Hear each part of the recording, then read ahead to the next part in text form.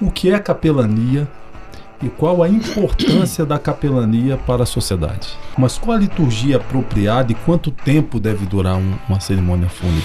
Mas eu pergunto ao senhor, quais os tipos de capelania que existem? Qual é o requisito para ser um capelão? Esse ato fúnebre não é para o irmão fulano de tal ou para a irmã fulana de tal. Não, esse ato fúnebre nós vamos fazer para a família. Preste atenção, você que é capelão, não ligue para a família. Isso é obrigação do serviço social do hospital. Graça e paz no Senhor Jesus Cristo, sejam todos bem-vindos a mais uma edição do programa De Cristão para Cristão. E hoje com um tema importante, especial e relevante para a sociedade: capelania. O que é capelania? Quais os tipos de capelania? Quais os requisitos necessários para ser capelão? Quem regula o serviço de capelania? Hoje nós vamos conversar sobre isso, vamos conversar sobre cremação, vamos conversar sobre doação de órgãos. O programa promete. E o convidado para nos ajudar a pensar sobre esse assunto é alguém não menos especial. Ele é o capelão da Assembleia de Deus em Londrina, é pastor, é teólogo, é ministro de música, um exímio musicista, pós-graduado em liderança pastoral e especialista em aconselhamento pastoral e familiar. É uma potência potencializada, pastor Euclides, mais conhecido por todos nós como Pastor Quidão. Seja bem-vindo, meu pastor, ao programa De Cristão para Cristão. Muito obrigado, pastor Dantas. Você é que tem um coração maior do que a gente pode imaginar. Pastor Dantas é uma pessoa muito especial que a gente conheceu há tempos atrás, quando nas primeiras vezes ele veio do estado do Rio Grande do Sul, morava ainda no Rio Grande do Sul, e depois outra vez já estava no Rio de Janeiro, esteve em Maceió. É um homem conhecido no Brasil inteiro, é um grande pastor, é um companheiro, é uma pessoa digna da nossa admiração, e eu que me sinto honrado por estar aqui no programa De Cristão para Cristão, ser entrevistado por uma pessoa tão nobre. É que Deus é muito grande, é tão maravilhoso que no Salmo 113, ele diz que ele pega os pequenininhos, os pobres, tira lá do monturo e coloca entre os príncipes. E eu me sinto assim hoje, nesta noite, aqui nesta oportunidade, de frente com este príncipe de Deus, pastor Dantas. Pastor, depois dessa introdução do senhor, eu me senti uma potência potencializada agora. Muito obrigado pelo carinho, principalmente pela presença do senhor, sua amizade e por tudo aquilo que o senhor vai contribuir conosco hoje. Amém. Aqui. Amém. Pastor, eu chamo o senhor de pastor Quidão ou pastor Euclides? Do jeito que você se sentir melhor. Eu prefiro pastor Quidão. Pode ser. Vou aproveitar. Qual é a origem, pastor? Por que Quidão? Você vai fazer eu contar um segredo aqui em público. Esta origem é um apelido de namorada, que virou nome profissional. Usei esse nome por 30 anos e também como um nome ministerial. E ainda bem que eu casei com essa namorada, minha única namorada, minha primeira e única namorada. Não vou dizer porque é a última, porque ela é minha namorada até hoje. Então, ela me chamava de Quidão, e aí virou Quidão e não saiu mais. E no Brasil inteiro, as pessoas que me conhecem, os mais antigos, os mais novos, já me conhecem como pastor Quidão, e é por isso. E faltou eu dizer aqui no currículo do senhor que o senhor também foi barbeiro muitos anos, né? Mas isso é a parte. Muito bem. Eu fui por 34 anos. Eu comecei lá na velha guarda como barbeiro, depois nos anos 80 eu fiz nos anos 70 eu fiz uma especialização e passei de barbeiro, fui para cabeleireiro. E nesse ínterim, entre o barbeiro e o cabeleireiro, eu fui 4 anos e meio, fui bancário. E trabalhei no Banco Brasileiro de Descontos e depois voltei para a profissão. E quando voltei para a profissão, eu me preparei e fui disputar campeonatos, competições internacionais. Eu fui campeão sul-americano uma vez, em 1977, e fui campeão paulista 2 vezes. Em abril de 77 e em junho de 77, fui campeão paulista 2 vezes. Olha só, tá vendo aí? Excelente, meu pastor. Eu quero aproveitar, antes de fazer a primeira pergunta, e compartilhar um testemunho que envolve o Senhor. Para quem não conhece a estrutura do templo aqui na Assembleia de Deus em Londrina, nós temos um local aqui que chamamos de cenáculo, que é aberto a quem quiser durante o dia vir para orar, e temos oração diariamente aqui, inclusive, no cenáculo da igreja. E em um dia específico eu estava no cenáculo orando, e quando eu saí do cenáculo, eu ouvi uma melodia, um som, tão lindo aquele som. Eu perguntei, quem é que está tocando? E eu cheguei no templo, não vi ninguém no templo. E cheguei, e ouvindo aquele som, aí aqui próximo ao estúdio, tem o salão e anexo, estava o pastor Kidão afinando o piano. Né? Se afinando o piano, foi um som tão maravilhoso. Imagina ele tocando normalmente, né? E aí eu tive o privilégio aquele dia de passar alguns minutos com o senhor ali ouvindo, né? Foi muito bom, mas muito bom. Vamos lá. Pastor Kidão, o que é capelania e qual a importância da capelania para a sociedade? Bom, eu poderia dizer que capelania é um ato de servir, é um ato de amor. É uma forma que nós encontramos de repartir o nosso amor com o nosso semelhante, de ajudar aquele que está passando por adversidades a superar as suas dificuldades, isto é, ajudá-lo a levar as suas cargas. E a Bíblia diz que nós devemos levar as cargas uns dos outros e assim cumpriremos a lei de Cristo.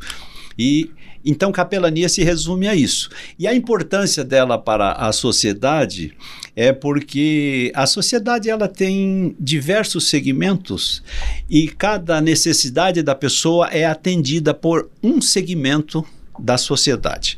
Por exemplo, as necessidades espirituais, a igreja com seu ministério atende essas necessidades. As necessidades médicas, os médicos, os hospitais atendem.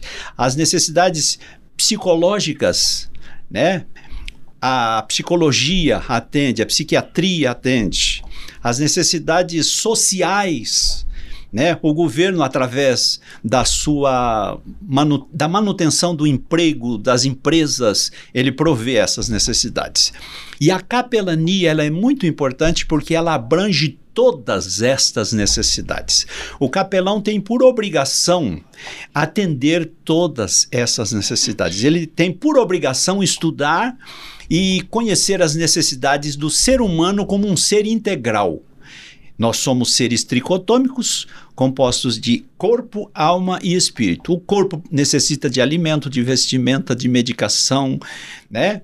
A alma necessita de um alento quando nós estamos perdidos no espaço. Nós precisamos de um alento. O espírito necessita de uma comunhão com Deus. E essa é a função do capelão. Atender às necessidades humanas, quer sejam nas necessidades espirituais, emocionais, físicas, psicossociais. Porque quando ele visita, um capelão, quando visita, porque o trabalho do capelão não restringe-se à visita hospitalar. Ele visita os lares. Eu, por exemplo, vivo visitando os lares. E quando eu chego numa casa que percebo que aquela família está passando por alguma dificuldade, a gente já sabe quando ele ou ela nos oferece, quando aquela família nos oferece um café, às vezes nos oferece um bolo, às vezes nos oferece um pão e às vezes não oferece nada, oferece um copo de água.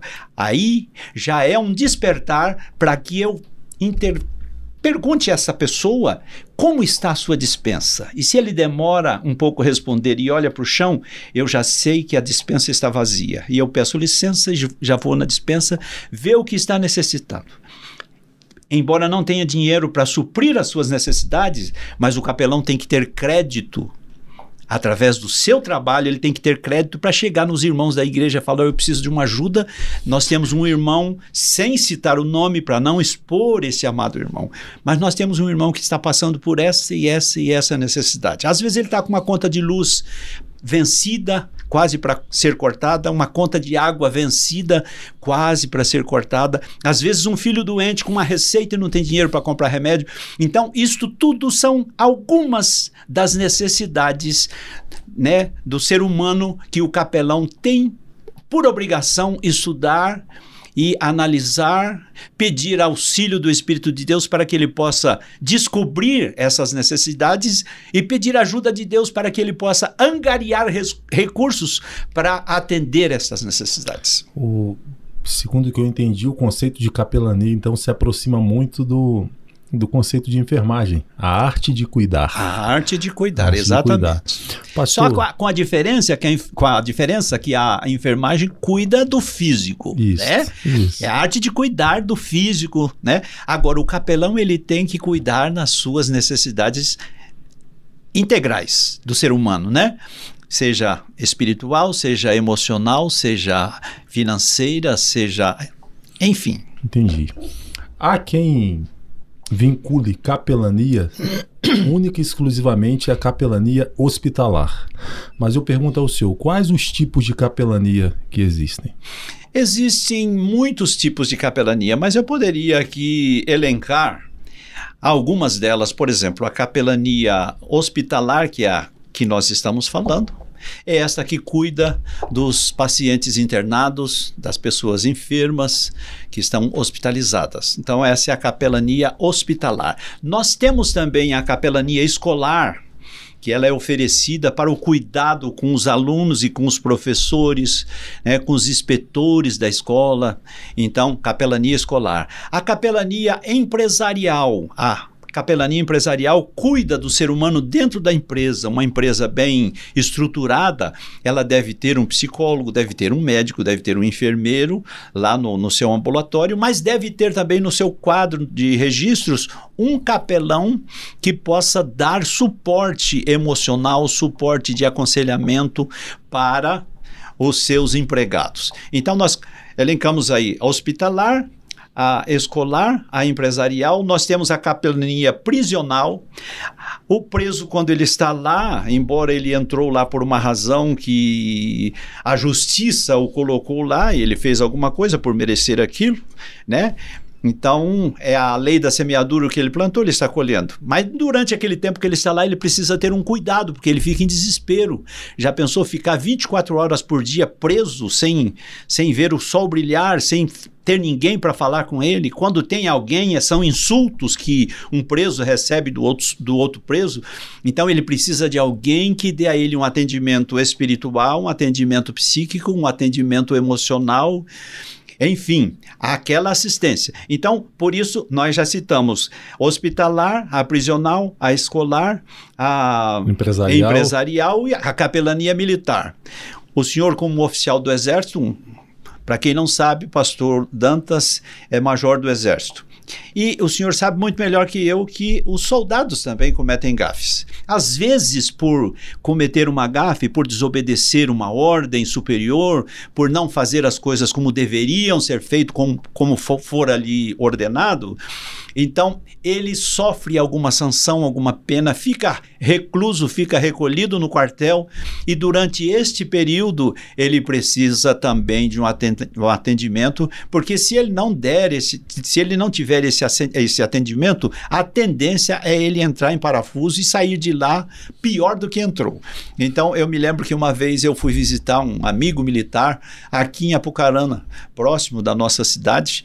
Ele estava sofrendo uma sanção, um castigo, e ele ficou alguns dias lá, e eu fui visitá-lo lá no quartel, e entrei. O uniforme não era dos mais bonitos, não é aquele uniforme de gala, mas enfim, esta é a nossa vida, visitando. Então, tem a capelania, poderíamos chamar a capelania ministerial, que envolve aquilo que você falou no início, cuidando de quem cuida, né? Os pastores também, às vezes, por causa das suas excessivas atividades, ele também entra em parafuso, porque pastor, para quem não sabe, pastor, tem gente que pensa que pastor não faz nada, não é mesmo?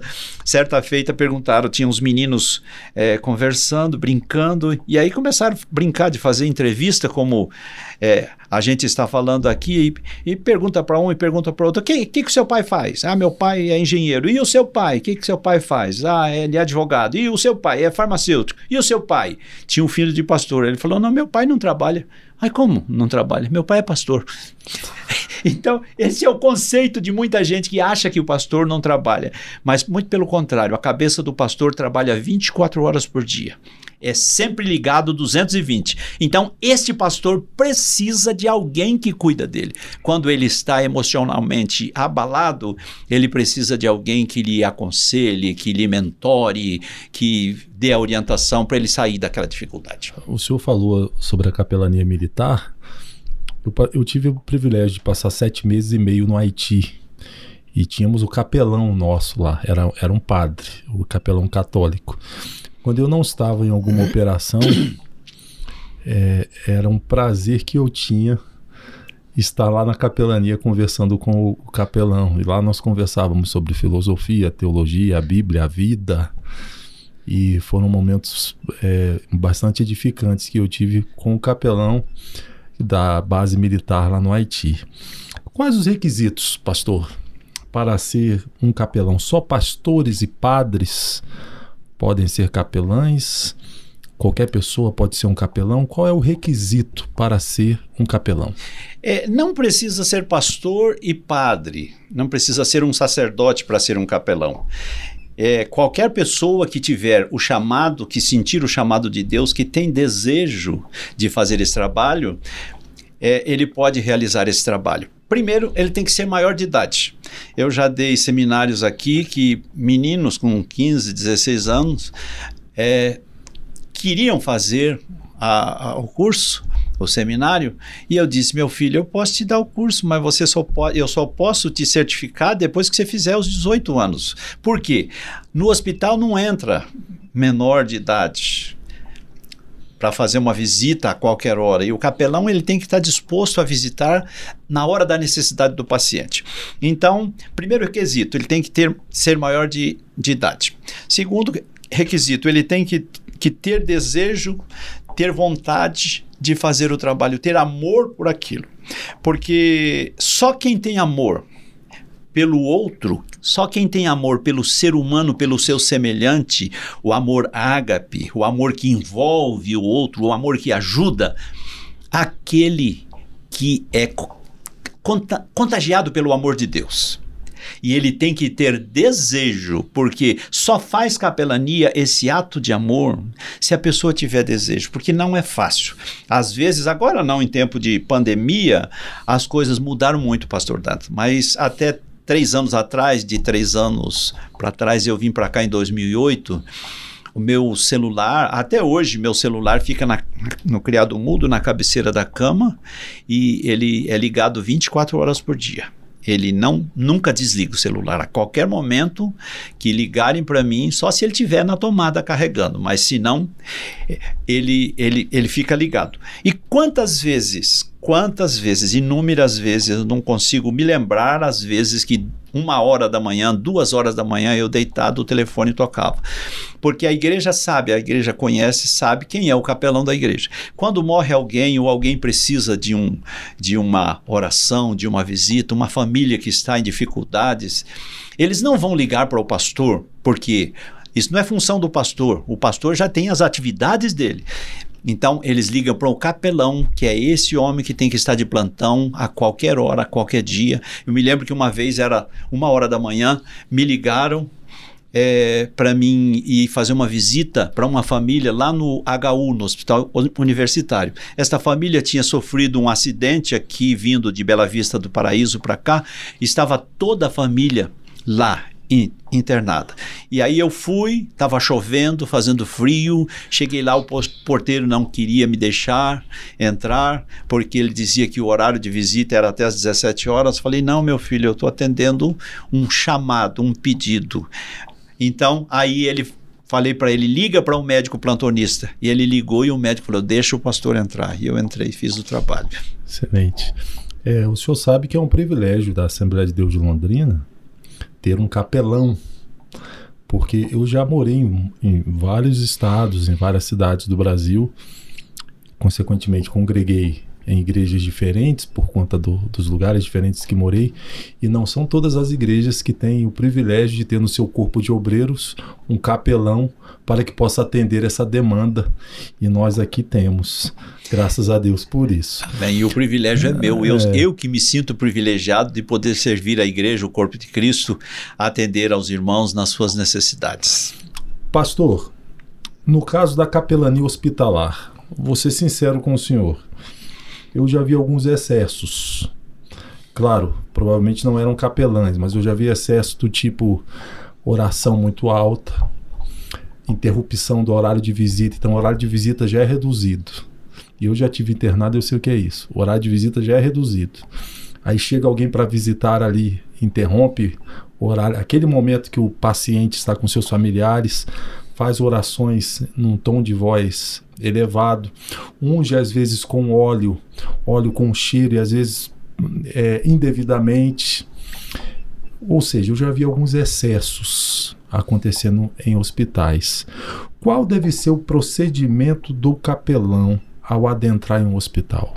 Bom, todo excesso, pastor Dantas, todo excesso ele é prejudicial. E não diferente no caso do capelão que desenvolve o seu trabalho. Então, quando a gente vê uma pessoa cometendo essas gafes, essas falhas, esses erros, em primeiro lugar, nós já percebemos que essa pessoa não tem preparo. Porque o obreiro que é preparado, o capelão que é preparado, a gente fala assim a diferença do pastor e o capelão, porque nem todo pastor tem chamada para capelão. Eu conheço pastores que se chamam ele para fazer uma oração, uma visita numa UTI, muitos deles disseram, não vou, eu não gosto, não tenho coragem. Então, realmente, a pessoa tem que gostar e tem que ter preparo para isso. Então, às vezes, isso pode acontecer. A pessoa comete essas gafes porque ele não teve orientação. Não é pelo fato de ser pastor que ele vai saber fazer todas as coisas. Não.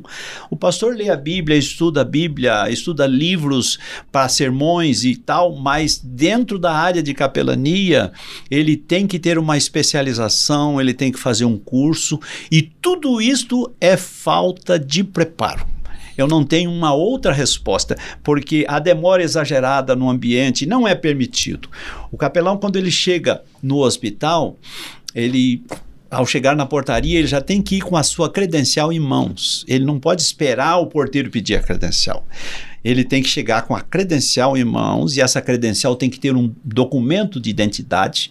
Essa credencial, se ela não tiver uma identificação, um documento com foto, com o número do seu RG, seu CPF, a sua filiação, seu estado civil, a sua idade, ele tem que levar junto um documento de identidade para provar que ele é aquela pessoa. E aí ele chega e apresenta aquela identidade na portaria. Ele tem que chegar com calma, com boa educação, porque ali ele está representando a instituição dele, a igreja a qual ele pertence. Ali ele está representando o seu pastor. Se ele chega mal educado, se ele chega falando asperamente, se ele chega falando muito alto, ele vai ter o troco, porque todo porteiro de hospital, ele é preparado para dizer não. Agora, os porteiros de hospitais que me perdoem, mas eu tenho que dizer isso, agora eu vou explicar por que e você vai concordar comigo. Por que vocês são preparados para dizer não? Porque há muita gente fazendo trabalho mal feito, chega lá, quer entrar no horário que não é permitido, quer visitar a pessoa que não está liberada, e quando o porteiro diz não, ele fica bravo, quer dar carteiraço, quer dizer que é isso e é aquilo, e não é por aí. Nós temos que saber que capelania é um ministério, é um ato de amor, é um ato de servir. E o servo não fala mais alto do que o seu senhor. O servo tem que falar mais baixo do que o seu senhor. E se eu estou representando Cristo, porque naquele dia, quando nós nos defrontarmos com Cristo, lá no tribunal de Cristo, nós, os que somos salvos, que estamos esperando a volta de Jesus, ele vai dizer, vinde a mim, bendito do meu Pai, possuí por herança o reino que vos está preparado desde a fundação do mundo, porque tive fome e me deste de comer. O capelão providenciou a cesta básica para ele. Tive sede, me deste de beber. Estive nu e me vestistes. Quando nós vamos visitar uma família que está passando por necessidades, às vezes as suas roupas estão rasgada, de má qualidade, eu tenho que providenciar na assistência social da igreja uma vestimenta para levar para esta família. Estive preso e fostes me ver. Então, são atribuições que a gente tem que fazer. E aí nós receberemos de Deus o nosso galardão. Tudo que nós fizermos aqui, nós receberemos lá do nosso Senhor. Já prevendo os excessos, já prevendo os erros, já prevendo a falta de preparo, quem regula o serviço de capelania? Eu começo dizendo que quem regula, primeiramente, é a ética deste capelão. Esse capelão, se ele é bem preparado, ele vai ter ética, ele não vai cometer esses erros. Ele não pode chegar lá no hospital e achar que ele está na casa dele. Ele não pode sentar na cama do paciente, é totalmente proibido. Se um enfermeiro pegar um capelão sentado na cama do paciente, ele vai tomar uma lavada ali, vai ficar zangado, perde até o rumo de ir embora. Então, saiba disso, não pode sentar na cama do paciente. O capelão não pode levar a sua Bíblia no hospital. A Bíblia é para me levar na igreja, no hospital não posso. Por quê? Às vezes as pessoas perguntam, mas pastor, como é que eu vou fazer uma visita e não posso levar a Bíblia? A Bíblia do capelão tem que estar no coração e na mente. Os textos que ele vai citar lá, ele tem que ter em mente. Ele não pode levar a Bíblia. Por quê? Quando a pessoa, voltando lá na portaria, chegou, se identificou, o porteiro liga lá na enfermaria ou no posto médico onde aquele paciente está arrolado, então ele ligando lá vai saber se esse paciente pode receber visita ou não. Podendo, aí o capelão adentra o hospital. Ele tem que entrar em silêncio. Em qualquer parte, em qualquer parede do hospital tem lá uma moça, silêncio. Né?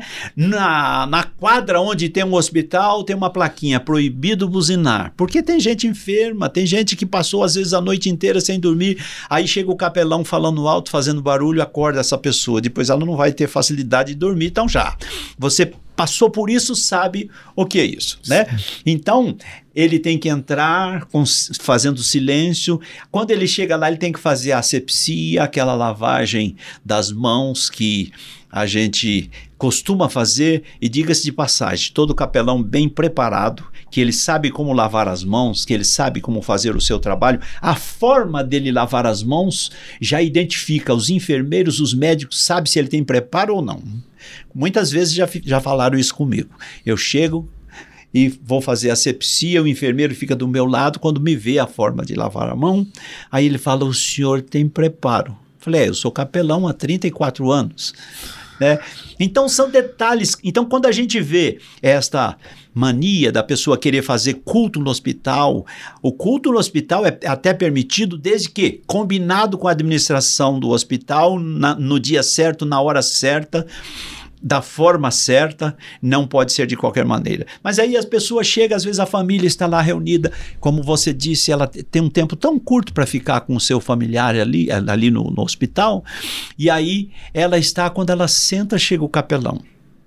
E aí toma o tempo da família toda e fica desagradável, né? Isso não pode acontecer. Então, isso tudo é falta de preparo. Agora, se ele não regular através da sua ética, do seu simancol, a enfermagem e o corpo médico vai regular. Porque quando vê que ele está demorando, chega ali e fala, ó, o seu tempo já acabou. Entendi. A oração tem que ser feita em voz baixa. A unção no hospital, não são todas as pessoas que podem ser ungidas no hospital, né? Porque tem uma certa regra, você não pode passar a mão de forma contaminada no paciente. E a partir do momento que, se você está com o vidro de azeite no bolso, você fez asepsia, mas só de você colocar a mão no bolso, se esse vidro de azeite está junto com carteira, com dinheiro, sua mão já ficou contaminada. Então você pode ser repreendido pela equipe médica. Então, se ele não tomar simancol, não regular o seu trabalho desta forma, a equipe médica vai regular, só que com mais rigor. Pastor, provavelmente nós temos muitos capelães nos assistindo nesse momento.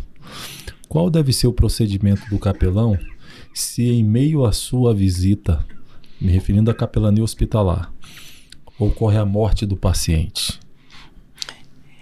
Vou explicar. Voltando à unção, eu não posso deixar de falar da unção. Quando ele vai ungir, o capelão tem que ter o cuidado e usar o azeite. Eu aconselho o azeite de oliva que é neutro, não tem cheiro. Porque se a gente usa esses óleos aromatizantes aí, né, que se vende no centro bíblico, são mirra, é gostoso, é bom ouvir, sentir esse cheiro, mas às vezes tem paciente que conforme o estado, conforme a patologia dele, ele pode ter náuseas por causa do cheiro. Então, não é conveniente.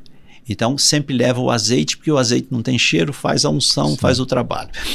E se eu chego no hospital, já aconteceu comigo, se eu chego no hospital e às vezes para fazer uma visita e percebo que o paciente foi a óbito, qual que é a minha obrigação? Eu tenho que chamar alguém do posto médico, o enfermeiro de plantão ou o médico de plantão que está ali atendendo, eu tenho que chamar ele e vou lá e tenho que ir com jeito, eu não posso chegar de qualquer jeito, eu tenho que chegar lá, olha, por gentileza, você poderia dar uma verificada no paciente tal, do apartamento tal, leito tal, eu vim para fazer uma visita, mas parece-me que houve alguma intercorrência, o estado dele não está normal, eu imagino que ele pode ter ido a óbito, você pode ver aí, o enfermeiro ou enfermeira vai lá, ele vai colocar o dedo no lado direito dele, que é a jugular, é aqui o lugar onde nós conseguimos identificar se está havendo pulsação, se o sangue está pulsando, mas a gente não pode fazer isso, isso não é o nosso trabalho. Aí o enfermeiro vai chegar e fazer esse exame, percebeu que tem algo errado, ele vai chamar o médico, é o médico que vai dizer, mesmo porque é o médico que vai atestar isso, a morte desse paciente. Então, feito esse trabalho, cessou o seu trabalho ali. Ele comunicou a equipe médica, sai, vai para a portaria do hospital, lá fora, e não ligue para a família. Preste atenção, você que é capelão, não ligue para a família. Isso é obrigação do serviço social do hospital. Por que não posso, como capelão, não posso ligar?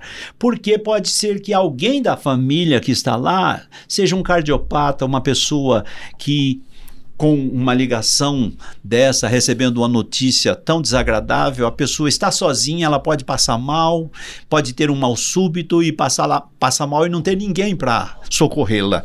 Então, eu não posso fazer isso, porque geralmente a equipe do hospital, o serviço social vai ligar e falar, olha, é da casa do senhor fulano de tal? Poderíamos falar com alguém da família? Quem é você? Ah, eu sou a esposa, eu sou o filho. Nós precisamos da sua presença aqui no hospital porque o paciente não está muito bem, nós temos que tomar uma providência e para isto temos que fazer alguns exames, alguma coisa, e para isto nós dependemos da presença de um dos familiares. Quer dizer, este familiar que já conhece o estado de saúde do seu paciente que está lá, do seu parente que está no hospital, mais ou menos ele já sabe o que isso significa. Ele já começa a se preparar, vai ligar para alguém. Não, recebi uma ligação do hospital 10 horas da noite dizendo, ó, vem aqui que precisa assinar um documento. Meu Deus. Né? Exatamente. Então aí a pessoa, por isso que eu digo que não pode ligar para a família. Isso é antiético. É desrespeitar uma função que é do serviço social do hospital. Pastor Quidão, é inevitável, por ocasião do serviço de capelania, me referindo ainda à capelania hospitalar, encontremos pacientes em estado terminal. Ok, eu pergunto ao senhor, o que dizer àqueles que são desenganados? O senhor chega para fazer o serviço de capelania e está ali um paciente desenganado, e ele tem ciência que está desenganado. Que palavra dar a esse paciente? E pergunto mais, o que é a morte? Então vamos por parte. Quando eu chego para visitar um paciente nessa situação, mesmo que a família me informou que esse paciente está desenganado, eu estou indo lá para levar esperança e não para levar desesperança. E a maior esperança que eu levo é Jesus. Então, eu chegando lá, chegando, eu não posso chegar e falar para o paciente de tal forma que eu já saiba que ele está nessa condição, nesse estado. Então eu tenho que chegar e começar a interrogar. Primeiro eu tenho que pedir orientação de Deus e pedir a presença do Espírito Santo comigo para ir. Quando alguém pede uma visita dessa natureza, eu tenho que primeiro orar, buscar a presença de Deus e pedir ao Senhor que vá comigo, que me dê sabedoria, na palavra, a palavra que eu vou falar, para que eu possa, né, aconselhar aquele paciente ou aquela família. Chegando lá, eu não posso chegar declarando que já sei de tudo. Não, eu tenho que perguntar. Como vai o senhor? Como vai a senhora? Está tudo bem? Ah, está tudo bem. Mas não está tão bem porque o médico me falou isso. Aí, se ele não sabe, ele não vai dizer que está em estado terminal. Então aí você já percebeu que ele não sabe, você não pode falar para ele. Você já vai perceber. Agora, se ele sabe, ele vai dizer, o médico falou que eu tenho poucos dias de vida, que essa situação minha é irreversível. Aí eu vou dizer para ele, olha, meu querido, minha querida irmã, meu querido amigo, meu querido irmão, eu quero dizer para você, o médico, ele tem limitações. A medicina, ela é ordenada por Deus, é uma bênção de Deus para a sociedade, para nós seres humanos. Mas o médico tem limitação, ele sabe até onde ele pode ir. Quando os recursos da medicina se esgotam, aí começam os recursos espirituais, os recursos celestiais, os recursos divinos.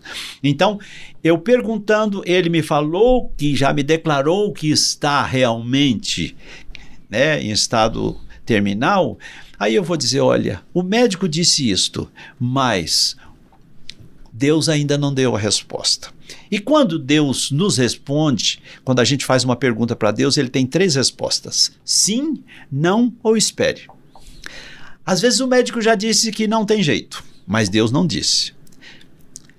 Quando ele diz não, quando a gente faz essa pergunta que Deus tem 3 respostas, se ele diz sim, a gente fica feliz. Se ele diz não, a gente fica triste. Agora, quando ele diz espere, a gente fica angustiado, porque esperar o tempo de Deus não é fácil. Então eu tenho que ir conduzindo desta forma e dizer para essa pessoa, se ela é uma pessoa crente, é muito mais fácil, porque o crente lida com a morte com muito mais facilidade. Uma pessoa sem Deus, ele tem medo da morte. O crente é diferente. Então, e aí vou explicar por que na segunda parte da pergunta, quando se fala em morte. E aí eu vou conduzir ele, se ele não é crente, eu vou conduzir ele a Jesus. Já aconteceu isso comigo várias vezes aqui no Hospital do Câncer, uma pessoa de uma família de membros nossos aqui, e nem o pai, nem a mãe não eram crentes, e estava lá no hospital, foi assim de repente, foi constatado um câncer e estava muito mal, e a família pediu, fui lá visitar ele, e eu fui por esse lado, e ele foi contando a história. A cada dia que eu ia, porque eu ia todos os dias, teve uma época que eu ia de manhã e à tarde no hospital, fazia 2 visitas diárias para o paciente. E aí quando eu apresentei o plano de salvação para ele, fiz o apelo, e ele falou, eu quero aceitar Jesus. Ele aceitou Jesus num dia, no outro dia ele partiu para a eternidade, e eu fui fazer a cerimônia fúnebre dele. Então, são coisas da vida de um capelão. Bom, agora a segunda parte da sua pergunta, o que é morte? De forma literal, morte é a cessação da vida de qualquer ser vivente, seja vegetal, né? Uma planta, quando ela morre, cessou a vida dela. O animal, quando morre, cessou a vida dele. E o ser humano, com um pouquinho de diferença. Para aqueles que conhecem Jesus, esta morte física, porque existe 2 mortes, a morte física e a morte espiritual. O crente, ele lida com as 2 com muita tranquilidade, porque ele sabe que quando a morte física aproximar dele, ele sabe que esta morte física é apenas a mola propulsora, é o passo seguinte para a vida eterna. Ele não morre, ele vive. Jesus disse em João 5,24, na verdade vos digo que quem ouve a minha palavra e crê naquele que me enviou, não entrará em condenação, mas passou da morte para a vida. Então, quando a pessoa recebe Jesus, quem crê em Jesus, crê que Deus o enviou, que ele é o Filho de Deus, o Messias prometido, aquele que veio para nos resgatar da morte e do inferno, ele tem uma esperança revivificada, e aí ele passa a compreender que se existe vida, é a vida eterna que é no outro plano, no outro lado. Esta vida que nós vivemos, ela é passageira, é uma vida temporária, efêmera. Moisés, no Salmo 90, ele diz que a duração dessa vida é de 70 anos. Quando alguns, por sua robustez, alcançam os 80, o que passa disso é canseira e enfado. Então, morte, ela é dividida em duas partes, a morte física e a morte espiritual. A física, para o crente, é uma passagem para o outro lado da vida, que não é morte, que é vida eterna. Agora, quem não tem Jesus, quem não crê Jesus, que não crê que Deus enviou Jesus para morrer pelos nossos pecados, a morte física é a interrupção da vida eterna, porque ele não tem vida eterna. Ele morreu fisicamente, a Bíblia diz em Hebreus 9:27, que após a morte, está escrito, assim como aos homens está ordenado morrer uma vez, vindo após isso o juízo, Jesus, ele vindo uma vez, sem pecado, ele voltará, e ele diz assim, vindo uma vez sem pecado, para trazer salvação a todos, ele virá outra vez para os que esperam a salvação. Quando diz esse todos, ou todos não, muitos. Quando diz esse muitos, está falando que a redenção de Cristo é suficiente para salvar o mundo todo, mas precisava que esse mundo todo o aceitasse, o reconhecesse como Senhor. Se todo mundo reconhecesse Jesus como Senhor, a sua morte, o seu sacrifício seria para todo mundo. Mas como não todos aceitam, aí a parte B do versículo diz, voltará a segunda vez para os que esperam para a salvação. Nós que cremos em Jesus, que estamos esperando passar do outro lado da vida, nós esperamos Jesus para a salvação. Então, para aqueles que não têm Cristo, a morte é a passagem para a morte eterna. E morte eterna significa separação eterna de Deus. Depois disso, segue-se o juízo. Aí não tem mais recurso. O senhor me fez lembrar uma expressão usada pelo pastor que já dorme no Senhor, pastor Billy Graham. Ele dizia assim, um dia vocês ouvirão que Billy Graham morreu. Não acreditem nisso. Eu estarei mais vivo do que nunca. Eu estarei em casa. Palavras do pastor Billy Graham. Pastor Quidão, o senhor já passou pela experiência como capelão de ter de comunicar o falecimento de alguém à família? Se sim, como foi e qual a orientação que o senhor dá a quem passa por isso? Como proceder? Qual a melhor forma de dar esse tipo de aviso? É uma situação muito rara, pastor Dantas, porque geralmente o paciente que está internado, que nem eu disse agora há pouquinho, a obrigação é do serviço social do hospital. Então, não é permitido a nós fazer esse trabalho. Mas, às vezes acontece. Eu acompanhei uma família aqui, há uns 6, 8 anos atrás.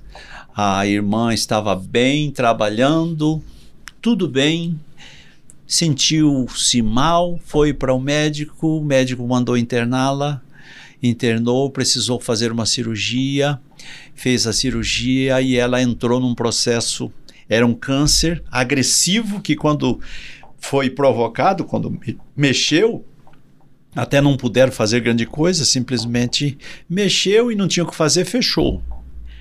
E dentro de alguns dias, essa irmã passou para a eternidade. E eu tinha visitado ela instantes antes e estava saindo quando o marido dela chegou.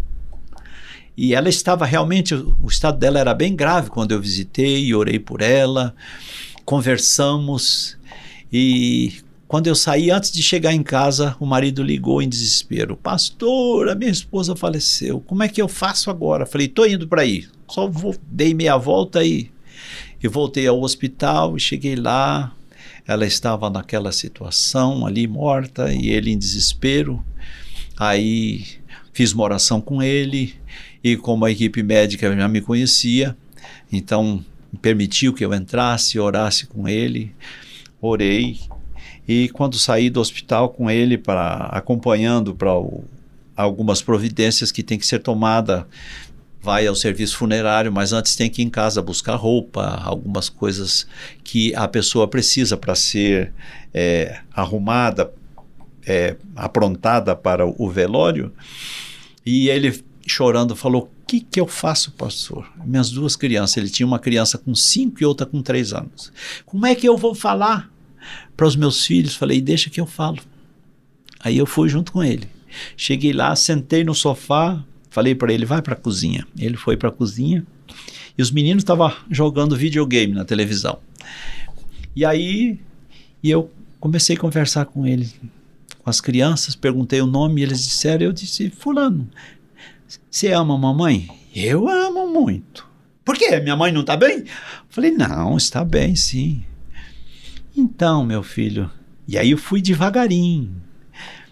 Você ama a mamãe? Então, amo. Falei: Deus também ama ela muito. Deus ama a mamãe? Ama muito, ama tanto que ele tem vontade de buscar ela.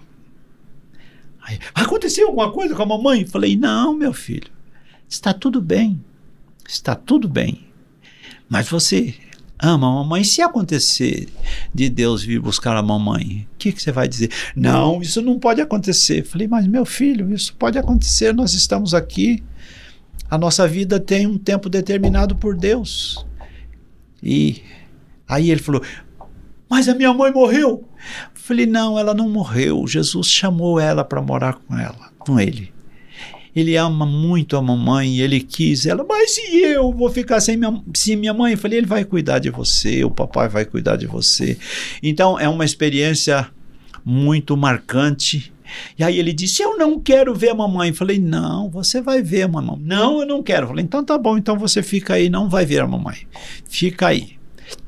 Mas antes de chegar o momento do velório, ele resolveu, e no velório ele estava aqui, foi aqui no nosso auditório, ele estava aqui, viu a mãe, e aí esse moço depois era um jovem, casou novamente, e eles se entendiam muito bem com a madrasta, e tudo ficou bem.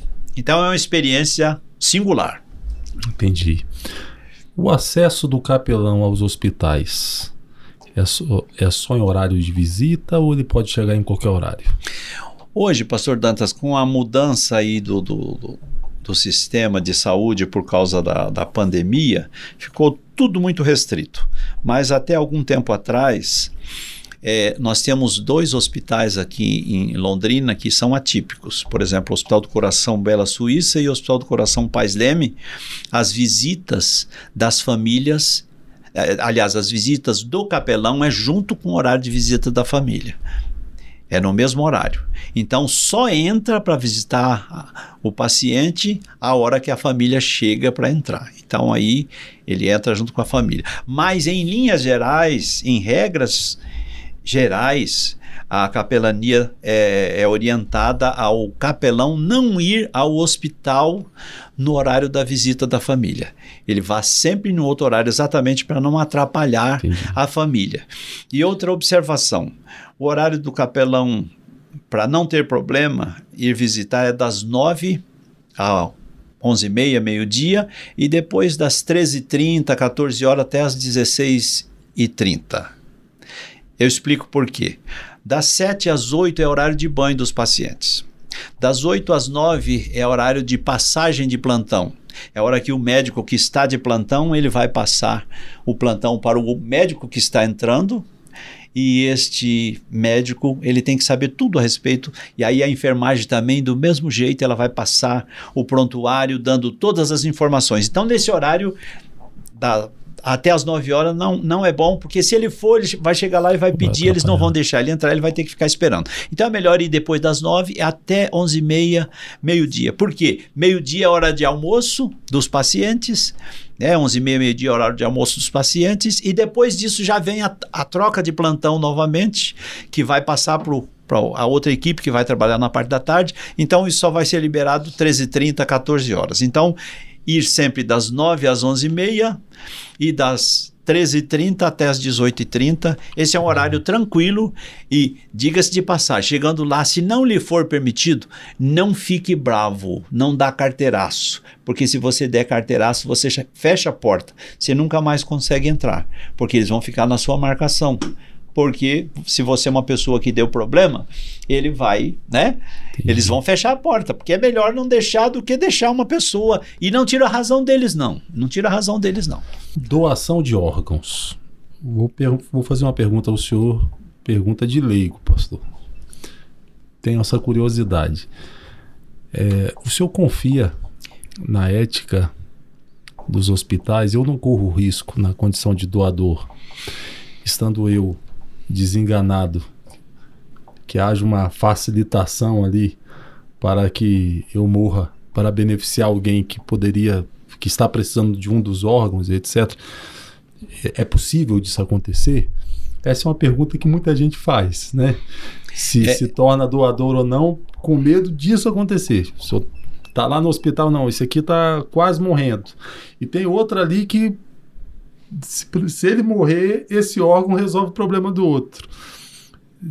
E aí? Na realidade, isso não existe. Não, até não vou dizer que não existe, porque pode ser que tenha alguém que burla a lei, né? Que faz ao contrário da lei. Mas isso não é, por vias normais, não é permitido. E explico por quê. O sistema de doação de órgãos, ele é fiscalizado pelo CFM, Conselho Federal de Medicina. Existe uma central de transplante a nível nacional. Esta central de transplante, ela tem cadastrado todas as pessoas que estão na fila esperando o transplante. A nível nacional. A família não tem gerência nisso? Não, de jeito nenhum. Então, veja bem, quando é feito esse cadastro, esse paciente que depois de lutar e não tem mais nenhuma esperança, a única esperança dele é um órgão doado por algum doador. Então, isso não... Aqui está o cadastro nacional e cada estado da federação tem um cadastro estadual e regional. Quando há um paciente com disposição para doação de órgãos, então o que é feito? Esses pacientes que estão aguardando na fila, os receptores, eles estão aguardando já com todos os exames feitos, seu tipo sanguíneo, qual é o órgão que ele precisa receber. E quando vai a óbito uma pessoa, às vezes por um acidente ou mesmo por uma enfermidade, uma morte súbita, alguma coisa desse tipo, aí é feito o exame, né? O paciente só pode ser disposto à doação de órgão depois que houver a morte cerebral, a morte encefálica. A morte cardíaca não determina, é a morte encefálica. E como que é constatado essa morte encefálica? Quando o paciente vai a óbito, o plantonista, o intensivista que está naquela UTI, cuidando, ele vai examinar, fazer um exame clínico, aquele exame de levantar a pupila para ver como está a pupila, vem com um faroletezinho para ver qual é a reação neurológica, porque os nossos sentidos, ele é regido pelo sistema neural. Existe o sistema neural, que é dos nossos sentidos, e o sistema neurológico, que é dos membros, são os movimentos mais pesados. E aí ele faz esse exame clínico, depois ele vai lá com a agulhinha na sola do pé para ver se há alguma reação neurológica. Em não havendo, esse paciente é submetido a um exame, né, de arteriografia ou eletroencefalograma, que vai medir se o sangue está circulando em todo o corpo. Se realmente constatar, aí é feito esse exame ligando e desligando os aparelhos, né? Com os aparelhos ligados, o sangue tem que estar circulando, que é isso que vai manter a oxigenação cerebral, etc, etc. Mas quando isso não acontece, então aí este intensivista anota, preenche um relatório que é emitido pela central de órgãos a nível nacional, fiscalizado pelo Conselho Federal de Medicina. Ele preenche um relatório respondendo, fazendo todas as perguntas, quais as respostas clínicas, neurológicas desse paciente. Feito isto, aí vem 3 horas depois deste exame, do preenchimento desse relatório por este médico plantonista, intensivista, aí 3 horas depois vem um neurologista. E aí ele vai fazer esses exames e aí faz a arteriografia e o eletroencefalograma, vai ver se confirma, e este médico, segundo o médico, não teve contato, não pode ter contato com o primeiro, não pode ser dito o que foi falado, o que ele escreveu. Não, aquele relatório já foi guardado. Aí o segundo médico vem e preenche o mesmo relatório. Mais 3 horas depois vem um terceiro médico e faz. Então, isso dá um intervalo de 6 horas da primeira constatação de morte encefálica até o terceiro médico. Então, é impossível os 3 médicos falharem. E outra coisa, não existe pagamento por doação de órgãos. Nem os planos de saúde não pagam o procedimento de doação de órgãos, de retirada e colocação. É tudo custeado pelo governo federal. É o SUS que paga isso, seja ele rico ou pobre. É o SUS que paga. Não pode ter exatamente para evitar a venda de órgãos. Entendi. Então, não existe essa possibilidade. E a facilitação de passar uma pessoa na frente, isto até pode acontecer, mas no caso de doação de órgãos intervivos. Por exemplo, se o meu filho está doente e eu quero doar um rim, eu tenho 2, os 2 estão funcionando bem, eu tenho condição de funcionar bem, viver bem, ter boa qualidade de vida com um rim, e eu quero dar um para ele. Então, se é meu filho, eu posso. Então, até o 4º grau, para cima e para baixo. Tá? Pai para filho, filho para neto, e de bisavô para bisneto. Ou para cima também, né? Tanto na ascendência quanto na ascendência. Dentro da família é permitido, fora disso não pode. Justamente para evitar esta prioridade, não pode. Então, por isso que eu digo para você, eu afirmo com todas as letras que não há possibilidade de alguém deixar um paciente ir a óbito para facilitar A ou B que está na fila. Não. Mesmo porque nem a família do doador sabe para onde vai aquela doação e nem a família do receptor sabe de onde veio aquele órgão a ser doado. Então é tudo desta forma, que é exatamente para evitar essa desconfiança. Então eu digo para você que realmente não há esta possibilidade. Só se fizer, que nem disse, se alguém burlar a lei, mas por vias normais, não. Quais os órgãos que são possíveis de serem doados?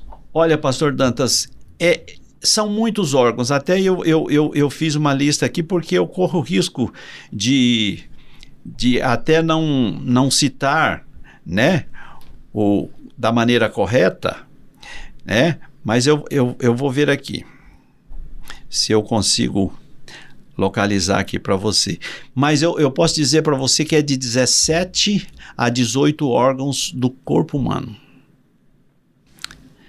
Córneas, pulmões, coração, rins, pele, tendões. Tá aqui. Vou ler.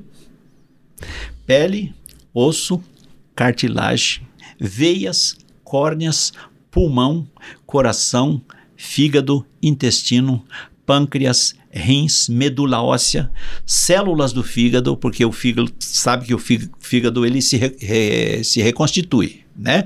Você pode tirar uma parte e doar para alguém. Nós temos um caso aqui na nossa igreja, eu acompanhei a família de um pastor que o irmão doou parte do seu fígado para sua irmã. E os 2 estão vivos, bem, graças a Deus, né? Células do pâncreas, que são produtoras da insulina. Então, são vários. E um doador, uma pessoa que foi autorizado, disponibilizado para doação de órgãos, ele pode beneficiar 25 pessoas se for doado todos os seus órgãos. Cremação. o que é, e o senhor acha que na atualidade há alguma resistência no que tange ao ato da cremação, principalmente no meio religioso? A cremação é o ato de... Hoje em dia até poderíamos dizer que é um ato de economia, até por meios econômicos, por vantagens econômicas. Até 30 anos, 25, 30 anos atrás, a cremação era algo muito raro, muito caro. Raro e caro, né?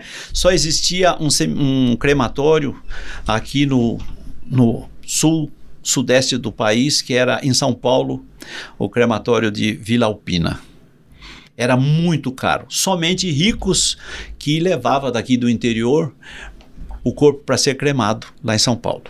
Mas hoje não, por causa dos lençóis freáticos, a qualidade, a necessidade, a carência de água que nós temos que preservar os nossos lençóis freáticos. E não é permitido mais nos cemitérios sepultar pessoas no chão. É somente em jazigo, mesmo que seja para baixo, mas é dentro do concreto, né? Porque não pode contaminar o solo. Isso é pensando na qualidade de preservação. Eu não sabia. Não sabia isso. Não pode. Então você pode ver que qualquer cemitério hoje, ele tem que ser, a pessoa tem que ser sepultada, sim, mas dentro da caixa de cimento. Não pode, né? Nós temos o cemitério vertical em Curitiba, e vários outros, mas o de Curitiba, onde eu tenho um jazigo lá também, né?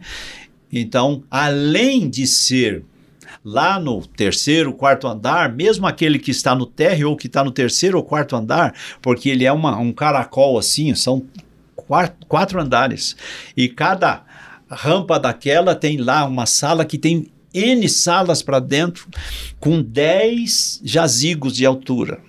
Então, a demanda hoje de sepultamento é muito grande e a oferta é precária. Então, por causa disso que a cremação veio facilitar e ficou um custo mais barato, porque qualquer sepultamento hoje, por mais simples que seja, a família gasta. Aqui em Londrina, que nós temos um serviço funerário municipal, que é um preço só, não tem concorrência, né? Aqui em Londrina fica aí em torno de 5, 6 mil reais. Pobre não pode morrer. Não pode morrer. A resistência que às vezes encontramos é no lado espiritual, às vezes de alguns crentes que ficam com aquela resistência pensando no outro lado da vida, né? Mas eu, inclusive nos seminários que dou, uma das coisas, a última matéria que eu dou é sobre a última matéria do seminário é sobre capelania. Mas já na primeira aula, na visita do hospital, eles já estão perguntando, e a capelania? E a cremação? O que o senhor me fala, pastor? Eu falo, não, deixa, vamos chegar lá.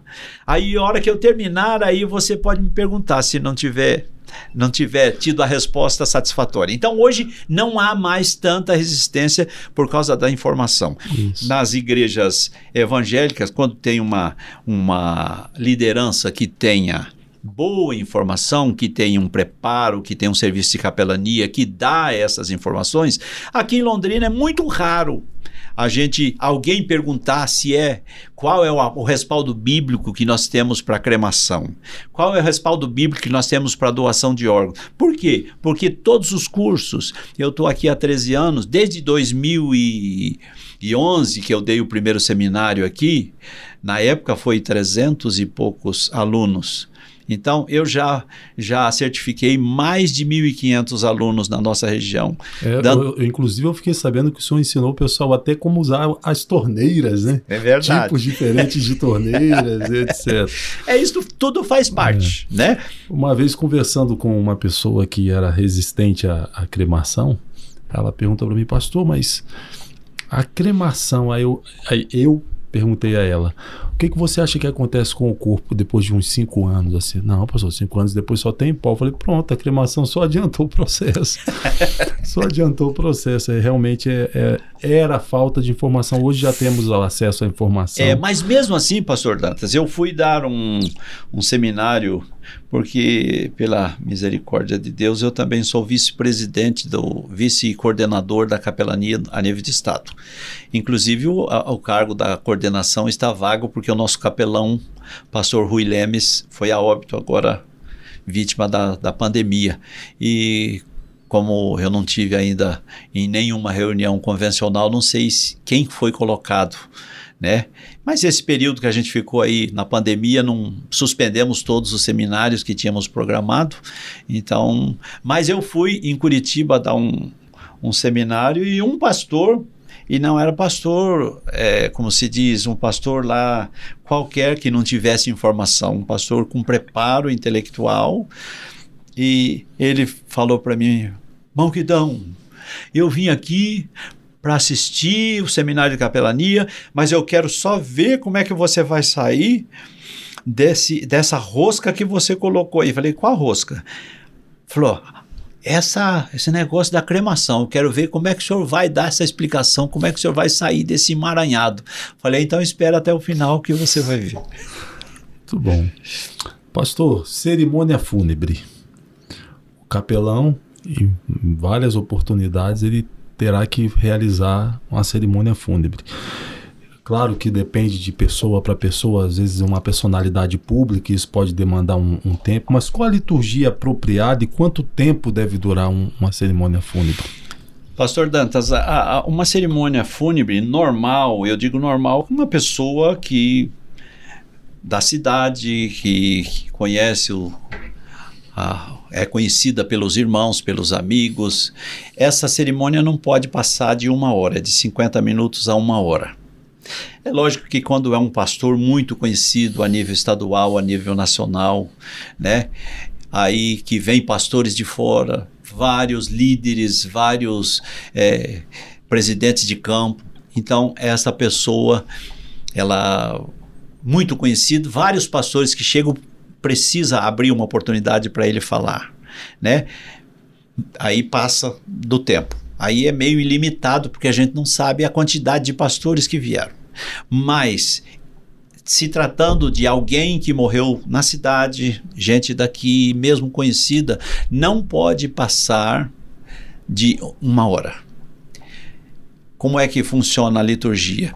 Depende muito de quem vai dirigir. É só pastor que pode dirigir uma cerimônia fúnebre? Não. O capelão, eu sempre falo para eles, os capelães têm que, por obrigação, saber. E aquele capelão que veio e fez o curso e se preparou, às vezes ele sabe mais do que o pastor. Então ele pode ajudar o seu pastor que não fez o curso, ele pode ajudar ele, dar orientações como proceder uma cerimônia. Então, uma cerimônia, a liturgia, você primeiro, a hora que está todo mundo conversando, você chega, pede a atenção de todos e, olha, nós vamos nesse instante fazer uma oração de abertura, vamos realizar esta cerimônia fúnebre. Quero dizer já de antemão a todos os que estão presentes que esse ato fúnebre não é para o irmão fulano de tal ou para a irmã fulana de tal. Não, esse ato fúnebre nós vamos fazer para a família. Nós vamos agradecer a Deus pelos anos de vida que Deus deu a ele ou a ela, né? Mas objetivando consolar a família. Para ele não, depois da morte segue o seu juízo. O que ele tinha que fazer ele fez, ou bem ou mal ele fez. Segundo aos Coríntios, capítulo 5, versículo 10, diz que todos nós haveremos de comparecer, Romanos 14, 10 também, devemos comparecer perante o tribunal de Cristo para que venhamos a receber o que tivermos feito através do corpo, ou bem ou mal. Aí você fala, mas a pessoa que fez mal vai estar lá no tribunal de Cristo? O tribunal de Cristo não é só para salvo, o tribunal de Cristo é só para salvo. Mas quando se fala ou bem ou mal, é sobre a obra, o trabalho que ele fez, se ele fez bem feito ou mal feito. Então, nós receberemos os galardões. Aí entra aquela classificação de ouro, de prata, de pedra, de madeira, feno, palha. Então, e entra essas classificações. Então, a demora não pode, desse culto não pode ser mais de 1 hora. Então, feito isso, ele dá essa explicação, aí canta um hino. Não se deve ficar cantando, porque eu já fui em cerimônia fúnebre e canta 40 minutos, e o conjunto das crianças canta, e o coral canta, e o conjunto do ciclo de oração canta, e não sei mais quem canta. E aí, depois dá um tempinho assim pro pregador. Aí, se ele está meio animado, ele emenda e aí passa do horário. Isso não pode. Quem está dirigindo, ele deve cantar um hino. Se tem 2 ou 3 pastores, combina com ele. Vai lá e dá uma palavrinha de pé de orelha, né? Ele falou, olha, o senhor vai falar 5 minutos, não pode passar. Ou vai falar 3 minutos. Estipula o prazo. Porque se ele passar do prazo, você puxa o paletó dele. E lembrando também que é interessante tudo isso acontecer atrelado ao que diz a família, né? Ao que diz a família. Porque nesse momento a família está fragilizada, a família está naquela comoção, e aí cabe ao capelão, ou quem vai realizar a cerimônia, ter essa sensibilidade, né? E outra coisa, não se deve dar oportunidade para pessoas desconhecidas. Porque veja bem, se você dá oportunidade, você está dirigindo uma cerimônia, você dá oportunidade, aí aparece um pastor lá que é parente do falecido, né? Ah, ele é pastor em tal cidade. Mas você não conhece, você não sabe como que ele é, porque tem pastor e pastor. Às vezes o camarada... Uma vez eu fui assistir uma cerimônia, fui participar de uma cerimônia fúnebre de uma das nossas congregações, logo que eu cheguei aqui, antes de termos feito esses seminários, e lá no cemitério Jardim da Saudade. E aí o dirigente, com a sua simplicidade, ele abriu a oportunidade e falou, vamos ouvir o irmão fulano nos trazer uma palavra. Aí ele foi lá e abriu a Bíblia no texto lá da Páscoa, leu sobre a Páscoa e fechou a Bíblia e foi sentar. Que tem que ver Páscoa com cerimônia fúnebre, né? Então, e sem contar que se a gente dá oportunidade para uma pessoa que não conhece, sem saber o que ele vai falar, sem combinar com ele o que ele vai falar, de repente o cara fala uma bobagem lá, faz uma colocação infeliz, machuca a família, cria um problema e depois ele vai embora. E o problema fica para você, pastor, administrar. Então, devemos tomar cuidado. A gente tem que priorizar os nossos obreiros, que a gente sabe que esses obreiros, a gente sabe quem é preparado, quem pode fazer, quem pode falar, e se ele cometer uma gafe, depois a gente vai e conversa com ele. Para aqueles que desejam ser capelães, qual conselho o senhor daria? Quais os cursos o senhor indica? Olha, o conselho que eu dou é, primeiramente, ele tem que consultar o seu coração. Ele tem chamada? Está disposto a levantar altas horas da noite? Está disposto a entrar numa UTI e orar por um paciente que está em estado comatoso, que está doente? Está disposto a ir conversar com um paciente que está em estado terminal, sem esperança, sem nenhuma esperança, cuja família também está desesperada? Está disposto a ir aconselhar essa família? Está disposto a acompanhar uma exumação? Porque quando a pessoa morre, toda pessoa com mais de 3 anos de sepultamento, ela deve ser retirada e colocada numa urna ou num saco plástico, e coloca a nova pessoa que morreu, e os restos mortais daquele anterior vai junto. Esse ato de exumação, ele tem que ser feito mediante um representante da família, ou alguém autorizado por ele. Então, se a família não tem condições psicológicas e emocionais para acompanhar, quem que vai acompanhar? O capelão. E ele tem por obrigação de acompanhar, né? Então, são várias os momentos que a pessoa vai viver, as dificuldades que a pessoa vai viver, que se ele não tiver psicologicamente preparado, ele vai sofrer. Então, ele tem que ver, está disposto a isso? Ok. Aí, para ser um capelão profissional, para trabalhar numa empresa, numa escola, para exercer isto como profissão, ele tem que fazer uma faculdade, e que seja uma faculdade que seja reconhecida, cujo diploma seja reconhecido pelo MEC, não pode ser qualquer coisa, né? Agora, se ele quer exercer somente por ministério, aí eu aconselho ele a fazer um curso livre, procurar um capelão que dá um curso livre com bastante informações, inclusive com simulações, com práticas, né? Com vivência, com alguém que tem experiência, que sabe viver N situações. Aí eu aconselho então o curso livre, porque ele é de mais curta duração e tem mais informações do que uma faculdade. A faculdade, ela oferece informações técnicas, informações bibliográficas, que se a pessoa tiver disposição para estudar, é uma bênção. Mas se ele for meio preguiçoso, ele não vai tirar um bom aproveitamento. Então, um curso livre de boa qualidade é mais aconselhável para que estas pessoas sejam preparadas mais rapidamente para exercer o ministério. Eu, quando vim para cá, para Londrina, ao fazer a faculdade, naquela época não tinha ainda. Hoje já tem graduação em capelania e pós-graduação. Naquela época não tinha.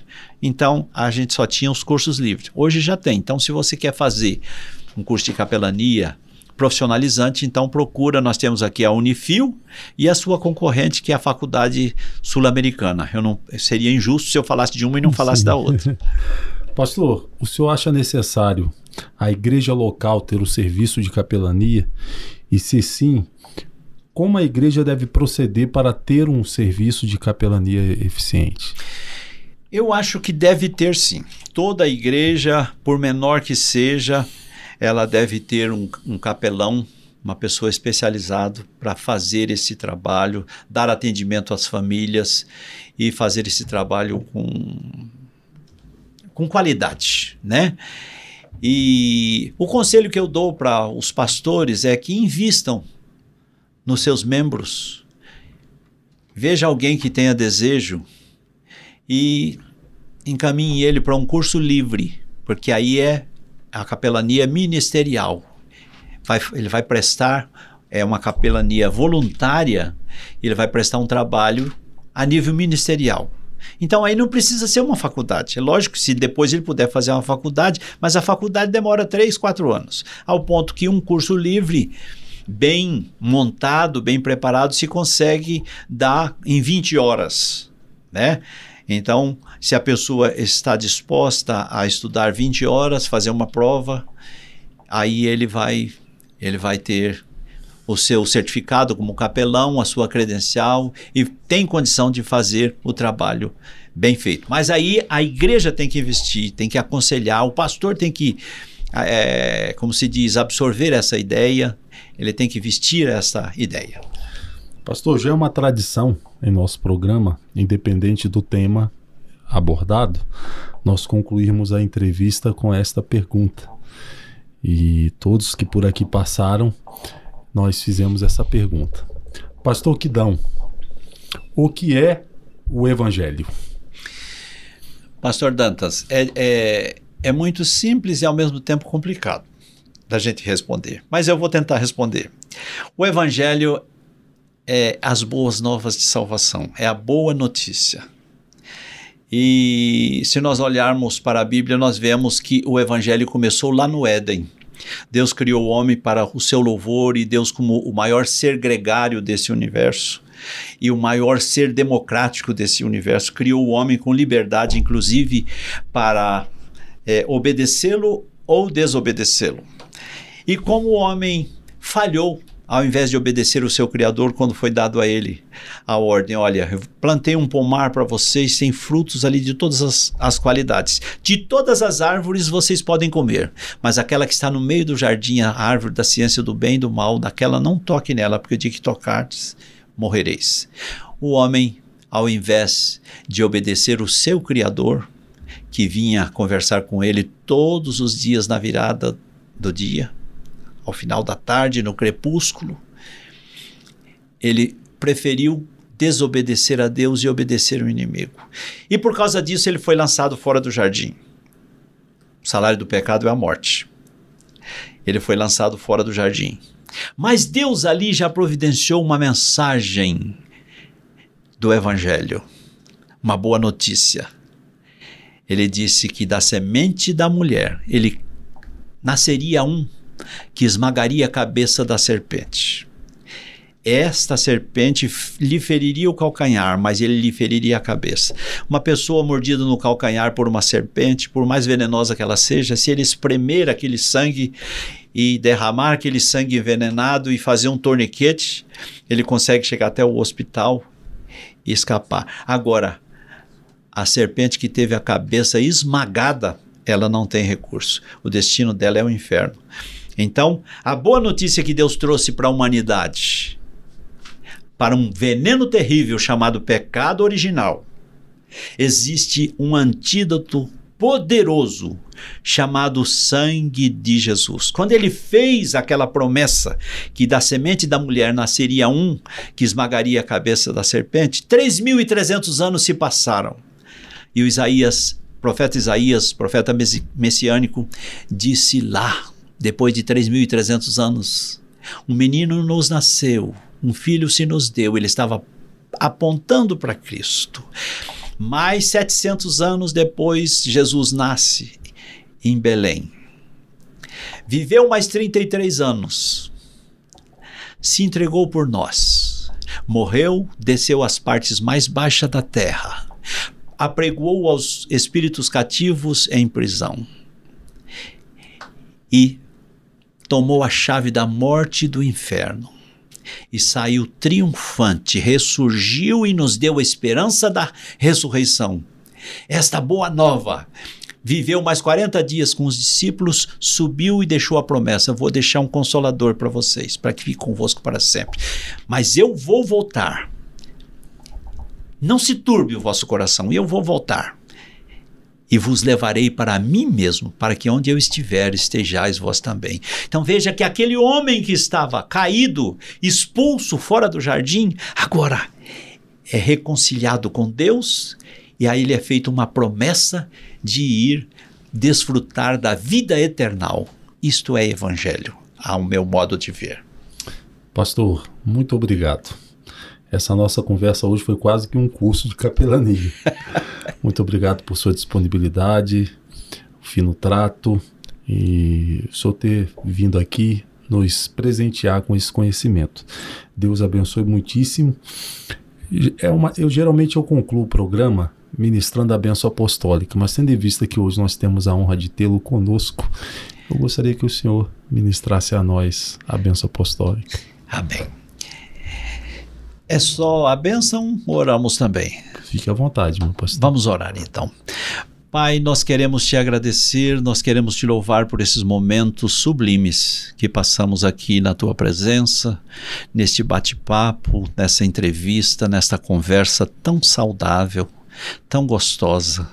E nós te louvamos pela salvação em Cristo Jesus. Nós te louvamos pelo teu cuidado dispensado a nós.